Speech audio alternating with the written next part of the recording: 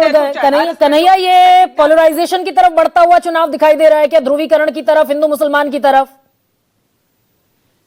नहीं नहीं, ये सफल नहीं होंगे, क्योंकि मैं भी सीमांचल को जानता हूं। मैं पूर्णिया में टाइम्स ऑफ इंडिया का रिपोर्टर रहा हूं, वहां 89 में रहा हूं।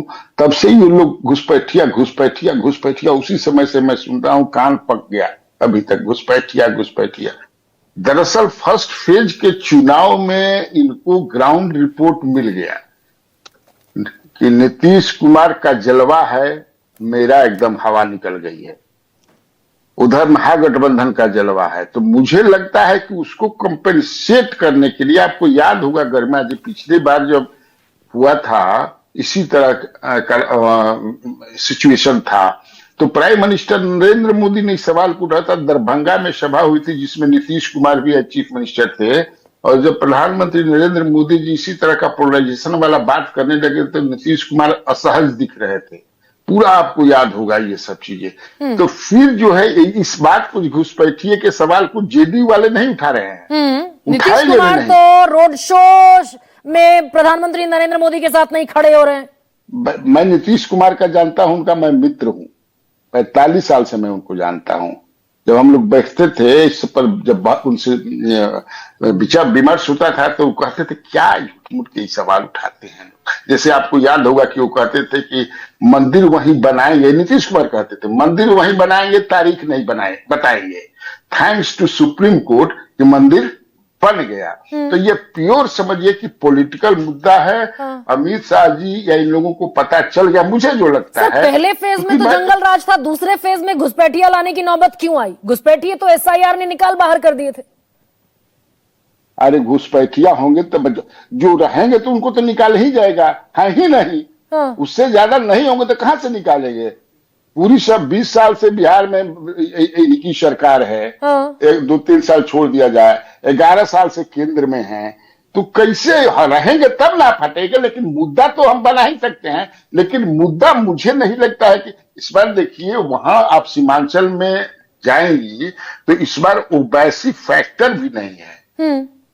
ओवैसी फैक्टर भी नहीं है इस बार, जो है बिल्कुल वो मूड बना चुके हैं। तो आप ये कह रहे हैं कि घुसपैठिया शब्द दरअसल सिर्फ चुनावी मुद्दे के लिए अब डिक्शनरी में बच गया है?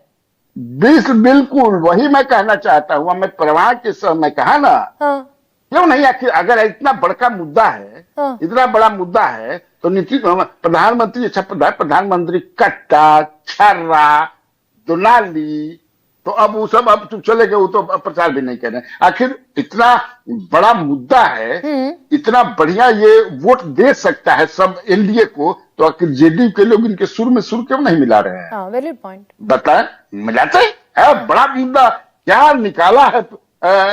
मतलब दूसरे फेज के लिए 122 सीट के लिए अमित शाह ने, बस हम लोग सुर में सुर, पांचों भाई, केवल इन्हीं के मैं बात, बाकी बीजेपी को छोड़ करके सवाल को कोई नहीं उठा रहा है।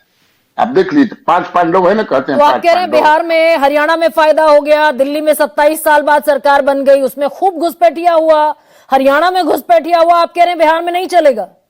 बिहार का मिजाज कुछ दूसरा है, हरियाणा नहीं है ये बिहार है, और बिहार में नहीं चलेगा ये।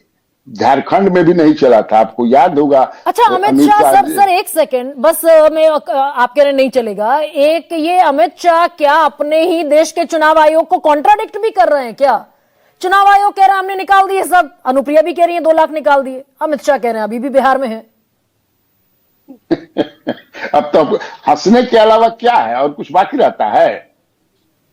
हंसने के अलावा क्या, मैं कहा ना कि कहीं कुछ नहीं है, केवल और केवल वो वोट की राजनीति, वोट के लिए उधर पोलराइजेशन हो जाए। अभी भी सीमांचल में भी जो है, अगर देखिएगा तो हिंदू ज्यादा है। हाँ बिल्कुल, किसी के हिंदू ज्यादा है। तो ये चाहते हो, जाते होंगे कि हम पोलराइज करके, या पूरा, पिछले बार तो ज्यादा जीत गए थे ना, एनडीए तो ज्यादा जीती थी, 12 सीटें महागठबंधन के पास 7 सीटें रह गई थी, जिसमें राजद की 1 सीट थी, 500 एमआईएम लिए थे। हाँ, तो ये चाहते हैं कि पिछले बार जिस तरह से किया था उन्होंने, और उसमें सफलता मिल गई, तो फल आपको पता नहीं, शाहबाद सब हाथ से निकल गया था। इसीलिए विशुद्ध रूप से ये पोलराइजेशन करने की नीयत से अमित शाह ऐसा बोल रहा हूं। अच्छा प्रोफेसर